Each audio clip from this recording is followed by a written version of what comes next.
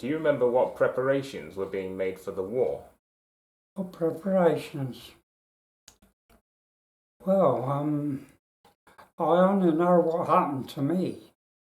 And I was working at West Ealing Railway, and I was 22 when I got called up in 1939. I went for a medical at Hounslow, and I passed the medical, and they told me to go home and wait for further. They would send to me, and I received a letter in January, about 10th of January, and they told me I had a travel warrant, and I would go to. They told me what train to get from Waterloo, and we went down to Liss in Hampshire, and when I got off the train, there was about 20 other young men there, and we got put on a lorry, and we was taken to Martinique barracks in Borden, and I was there for about, well, to be quite honest, to start with, I was only in the army 5 weeks, and I'm in France. And the reason that was, we was on duty on the square with about 30 other people, and the drill sergeant said, the following names I call out remain false, and the rest dismissed. And the 4 he called out was Abbott, Beesley, Bacon and Duxbury.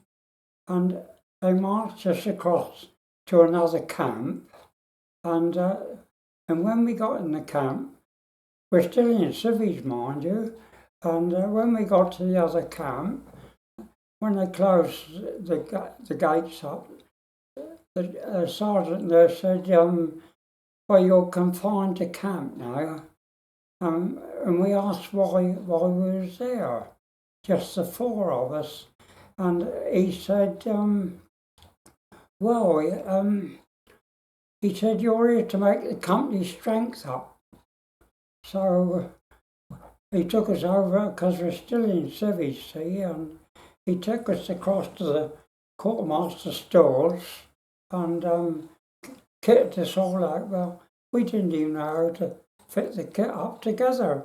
So a couple of corporals there helped us put all the gear on, like, and we asked.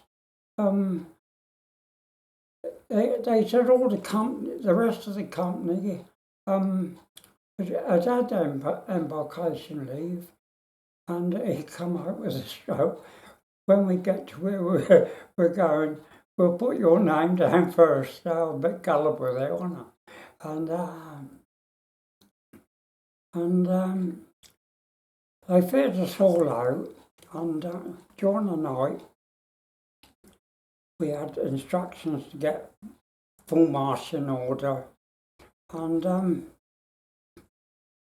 we got all dressed up and ready to leave, and they called it off. They said it was just a rehearsal for when it really happened. Well, about 2 days later,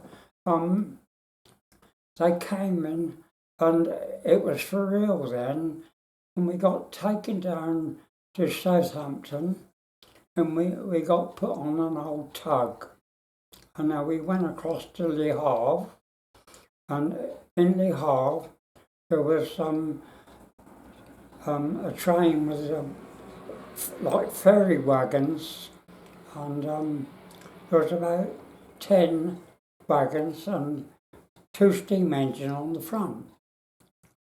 So when we got up in these trucks, there was about about 20 of us got in each truck, and when we got in it, there was only straw on the floor. But when we got in there, and they had one sliding door on the vehicle, and they pulled it shut, and that had a clasp come over the top. So you couldn't open it from the inside. It had to be opened from the outside. And anyway, we get on the move. I suppose we were going for about 2 hours, and the engine stopped for water, and everybody was wanting to pee. So there was a big grill like in these, because they were ferry wagons for carting perishable stuff.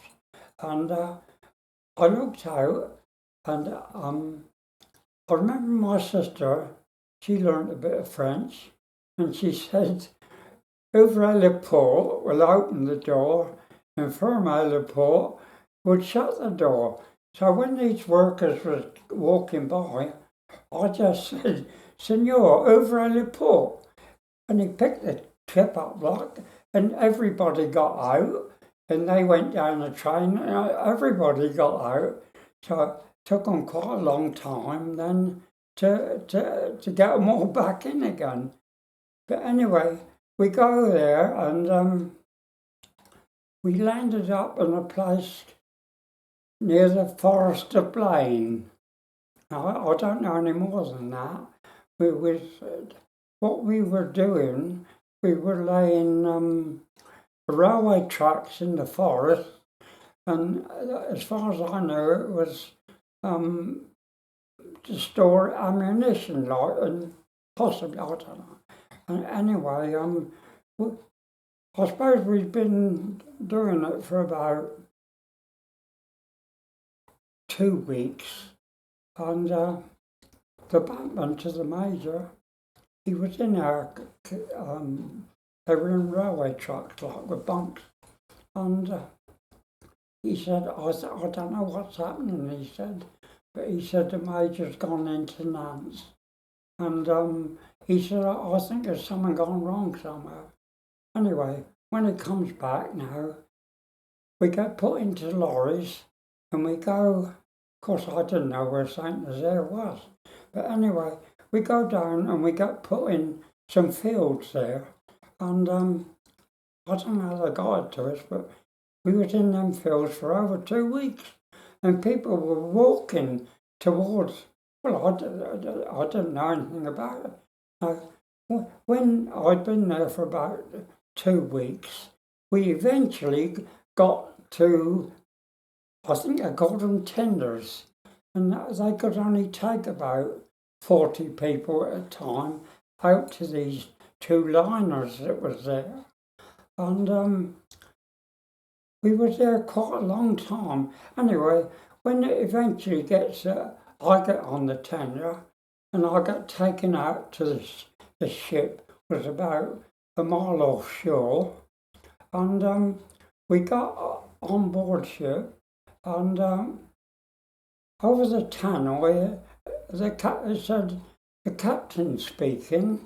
Anybody just joining the ship, make themselves as comfortable as possible on deck," because he said there's absolutely no room down below.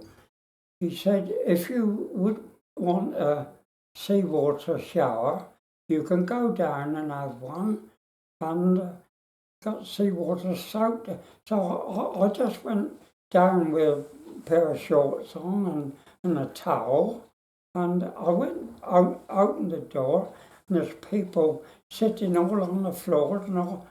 And I went down and had the shower, and I come back up to where my equipment was, and there was only 2 of us there.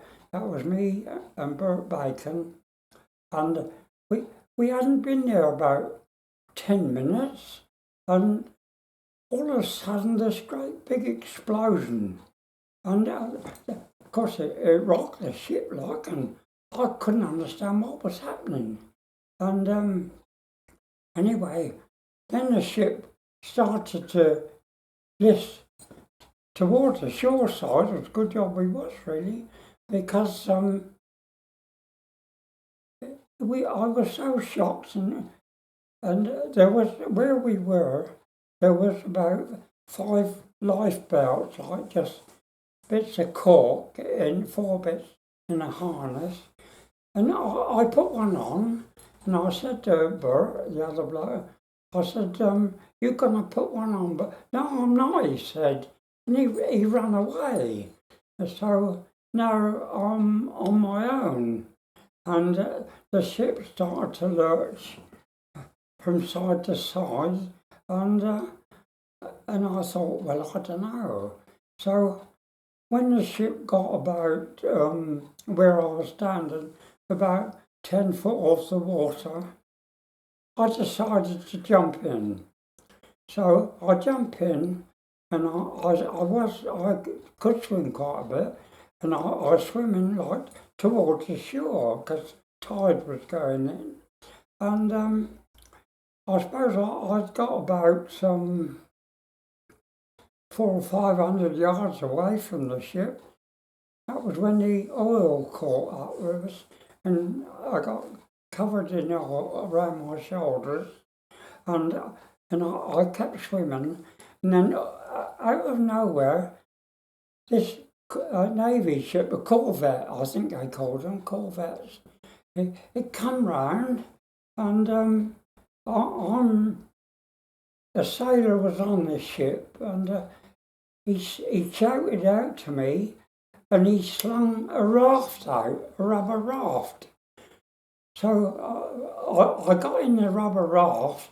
Now, of course, in the meantime, there's lots of swimmers, good swimmers now, coming up, and there was about 5 of us sitting in the raft, and several others kept coming up, and they was all covered in oil over their heads, and they were 6 of us sitting in the raft, and the others was hanging on the sides, and I got cramp, and I had to stand up, and when I stood up, I got pushed back in the water again. So I thought, I'm going to keep going. So I was swimming to the shore. I suppose I was about half a mile away from the ship, and coming from off the shore was a rowing boat, and he came up to me, and it was an officer. I don't know who he was, and he said, "Can you row?" Well, I said, "I can do it." So we get in now, and we row the boat up to where this raft is, and he said to me, "I don't think we better get any closer," because he said they'll have us all in the water. So there was a big tethering rope on this rowing boat, and he slung it to them, and they caught hold of it, and then we started rowing away again, like, and I suppose the bombers had gone then, the Germans, and this corvette came round, and he picked us all up, what was on the raft and that there, and on the corvette they cleaned the oil off of us, and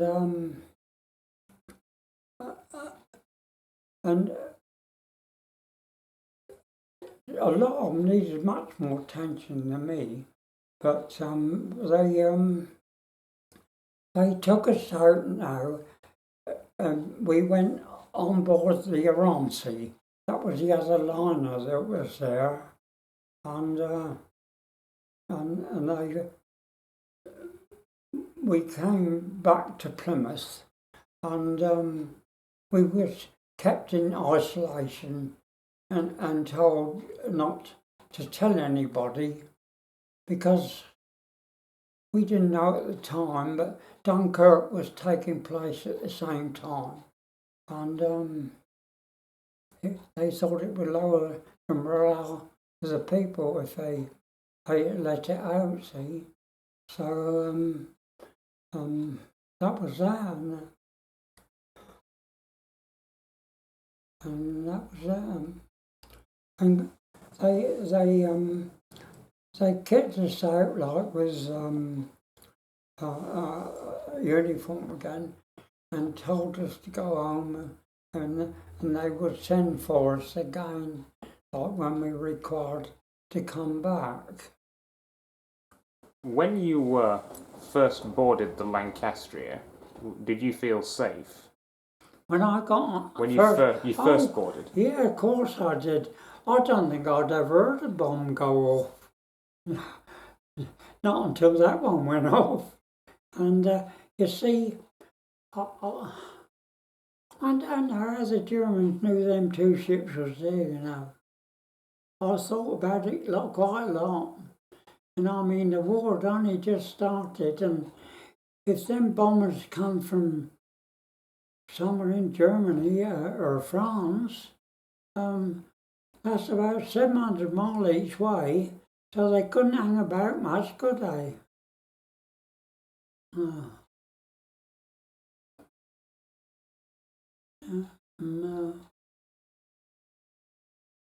And when you were heading for Saint-Nazaire, did anyone know that the Dunkirk was happening? When what? When you were heading to Saint-Nazaire, had anyone heard that Germany was invading France? What they done was, we was in the fields and that for about well over 2 weeks, and we had a password, and they changed it like every night, and but you see, I think there was a lot of quislings in the French. You couldn't trust them. So, no. Do you think France let Britain down? Sorry? Do you think France let Britain down? Do I what? Think France let Britain down? Well, I do really. And if the Americans hadn't come into the war, I don't know what would have happened. I mean, you got to hand it to them, even on D-Day, and they was. I'll agree, Montgomery and all them. They kind of had their day, and I don't think the Germans thought too much about Rommel when he went back. And aboard the Lancastria, could you see any civilians?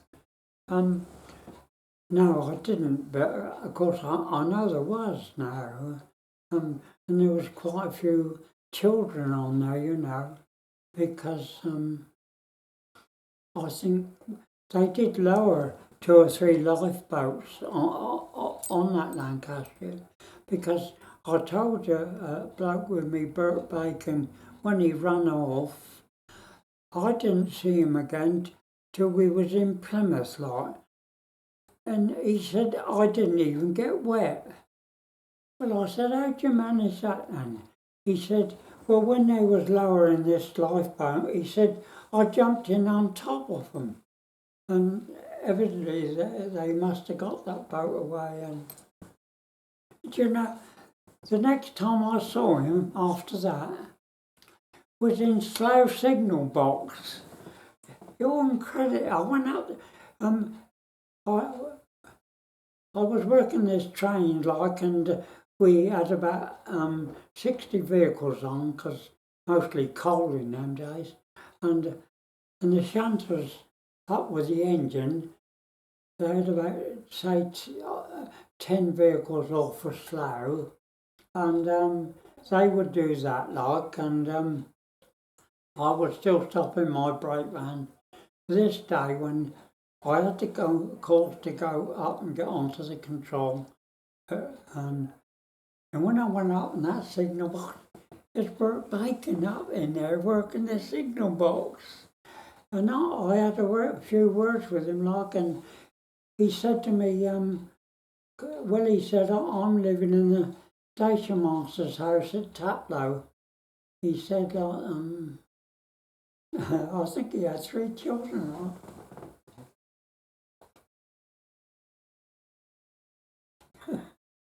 When you first got aboard the Lancastria, was there anyone worried about a submarine attack?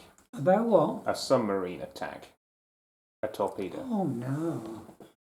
In fact, I think everybody was so shocked that, you see, when these bombers I'm assuming this, but when these bombers come over, they could come down as low as they like, because nobody was firing at them. I think that's why they got more or less a direct hit down the funnel. I mean, to cause damage and about 4,000 loss of life. Now, we hadn't got on to that, but on June the 16th, my nieces and nephews and Teresa, they all made arrangements to me to go to a church service in right the other side of London. I forget the name of the docks now. Anyway, they took me like, and they got, it was a brand new car, beautiful 4x4 it was, and it's got all this satellite business on it, and they took me up to this church, and we had a big service in there, and there was about 60 people in there, and all the clergy in that, and when like in between, that they said like Mr. Beesley, a survivor of the Lancastria, and they said that Mr. Beesley is the only survivor of the Lancastria in this meeting, like in that church. I mean, there was survivors all over. They come from everywhere, didn't they? And they had this church meeting, like, and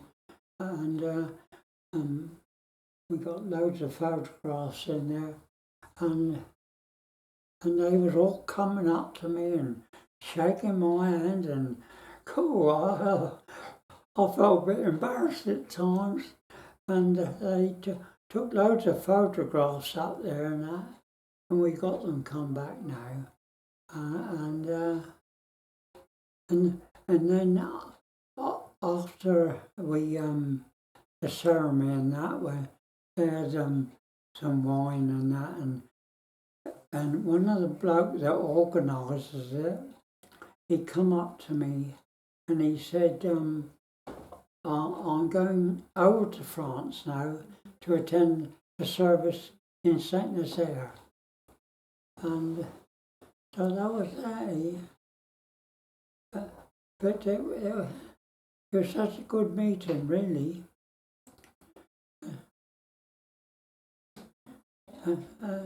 When we came out from the service,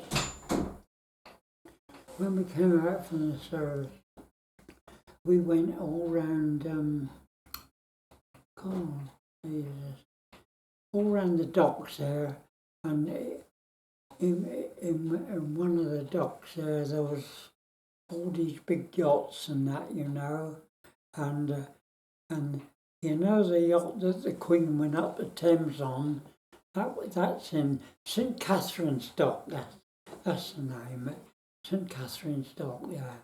And we went all round there, and I saw Tower of London, I saw the Shard, and the cheese cutter, and I said, well, we had a lovely day that day. I did really enjoy that. Was that last week? Sorry? Was that last week? Was that last week that you went? Sorry? Was it last week that you went? On the 16th,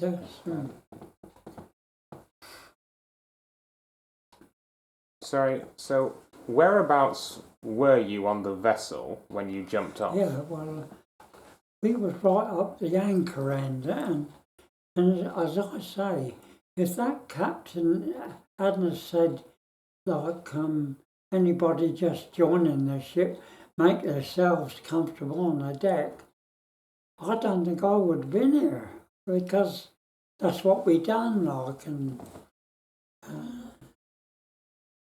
that was, we used to have a carer here doing a job that Teresa does now. And she said to me, "What's the greatest decision you ever made?" And I told her, I said, when I jumped off that ship was the best decision I ever made. Was the ship listing to port or starboard? Sorry? Was the ship listing to port or starboard when you jumped off? Well, that I don't know how to say that. All I know, I was on the shore side because I could swim away. If I'd have been on the other side, well, I don't know. But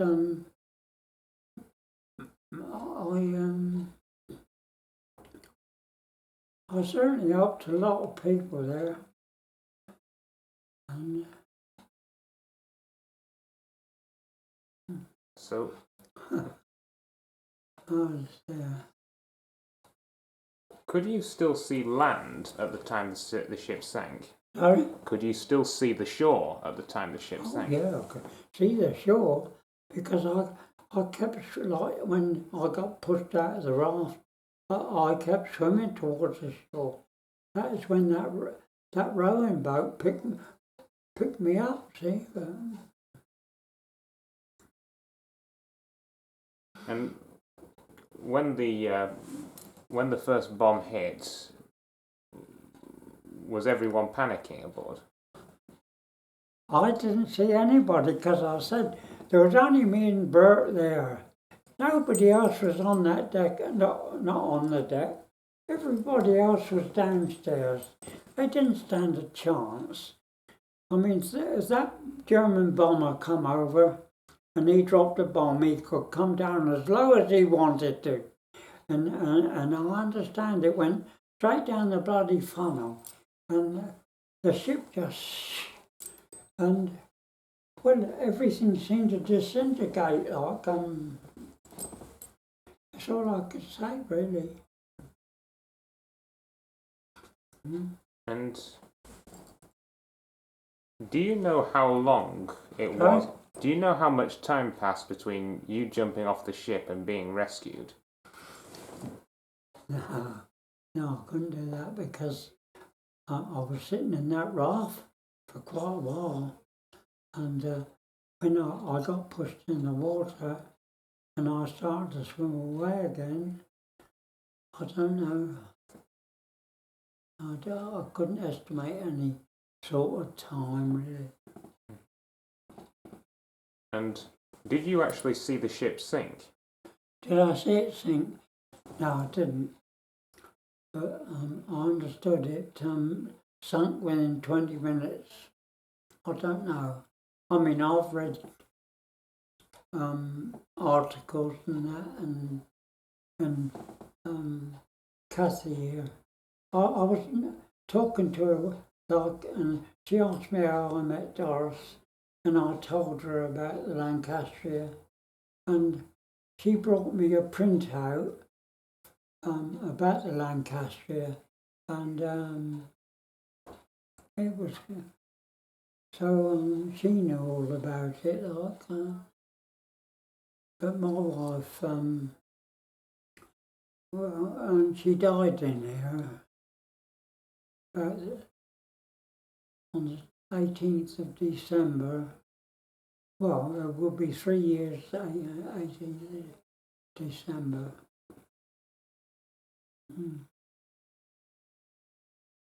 And what do you remember the most about the sinking?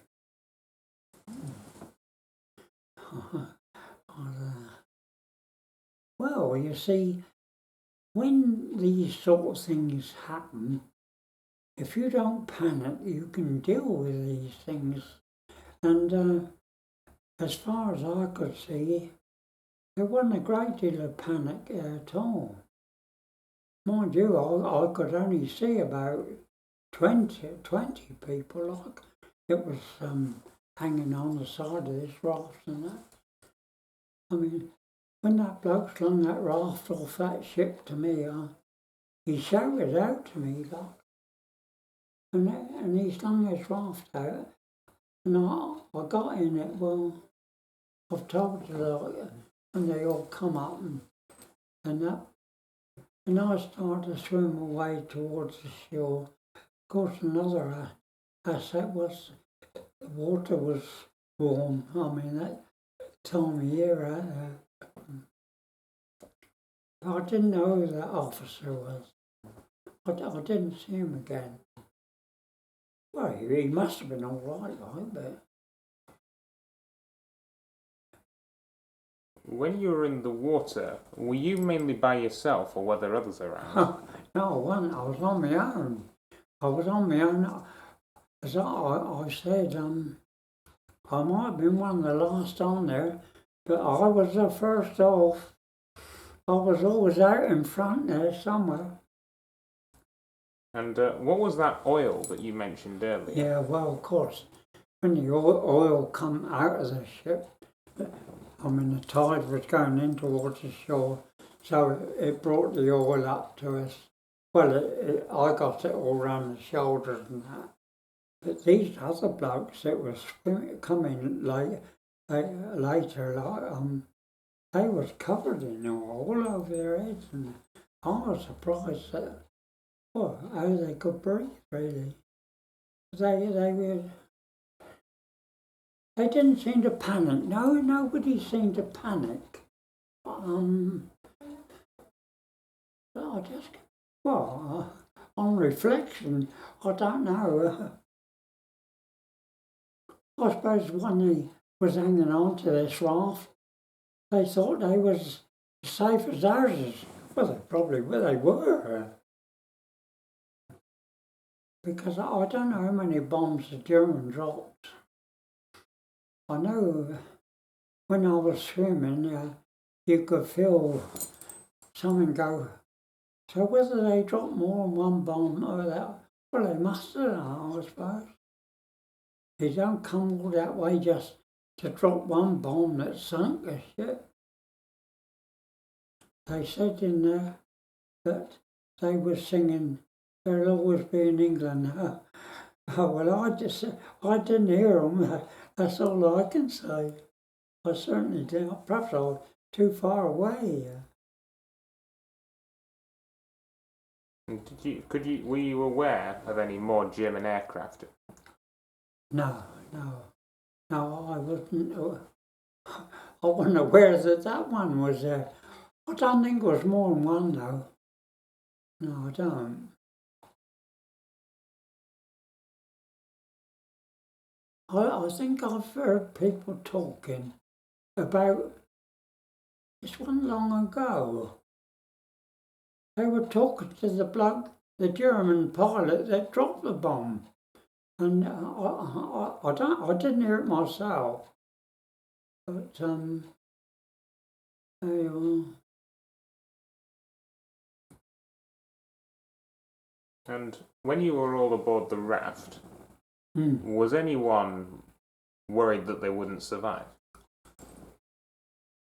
Well, nobody spoke, and I can assure you. And perhaps it was a good thing I did get cramped, because I got pushed back in the water, and I started swimming again. I know I could swim quite a bit, but I had a lot of faith in that life jacket. Well, I say that.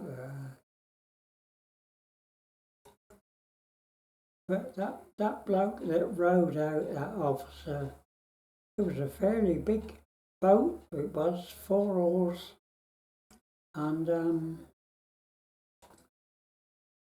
as I told you, we only rowed up and he slung the tethering rope across to the raft, and we started to row away towards the shore. Well, I suppose the Germans had gone then, the bombers. And this corvette, as I told you, picked us all up. And I got put on the Ronsi.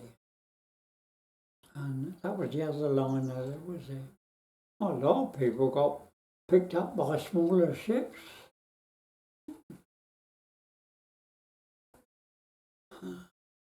And did any of that oil catch fire?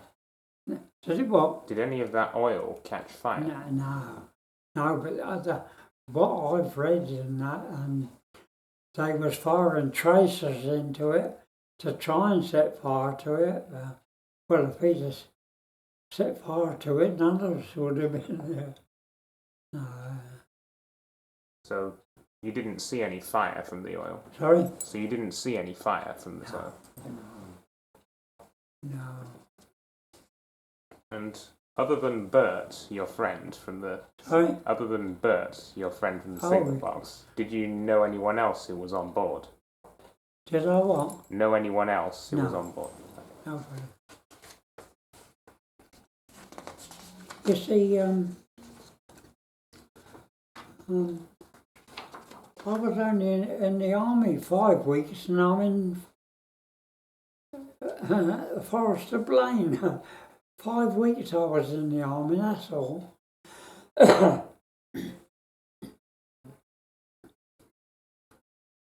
And when you were rescued, did the ship that picked you up rescue any more survivors? Oh yeah. Well, the ship that picked us up was a corvette. That's the one that picked us up, and they cleaned the oil off of us and that,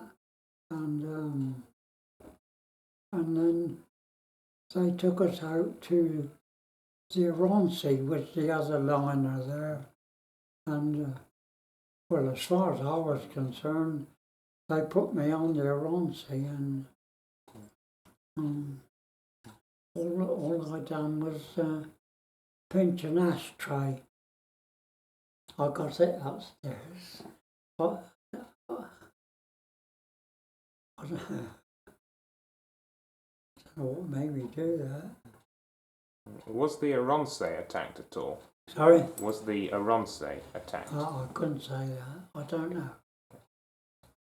I would imagine, do you know, what they said was the reason them ships were stationary was because they were told to wait for escort. That's what I heard. And the escort didn't get there quick enough. Because I never heard that, even that escort, I never heard them fire anything at all. And after the disaster, were you reluctant to get aboard a ship again? Was I what? Were you reluctant to get aboard a ship again? No, I don't know, but I know quite a lot of them.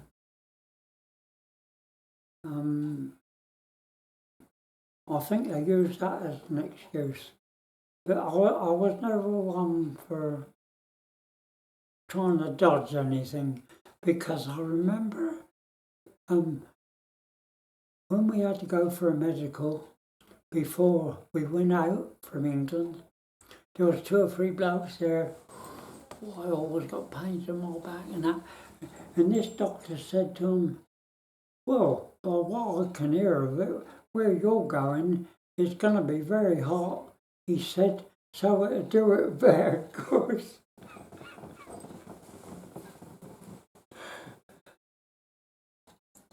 And when you arrived back in Britain, did you tell anyone about your experiences? I didn't tell any of my wife's family. I told my mum and dad, and I had one sister that was at home, and of course they knew, but all my other sisters were evacuated. I didn't tell anybody.